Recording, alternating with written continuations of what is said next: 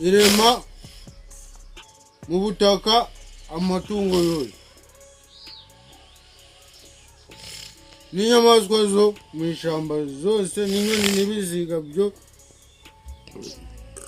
mu kirere.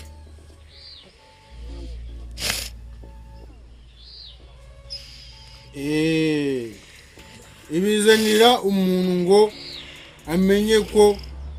amenye uko byitwa.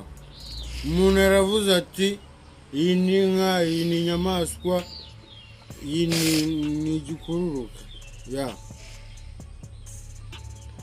Kandi uko umuntu yise ikintu cyose gifite ubugingo aba ari ryo zina ryacyo.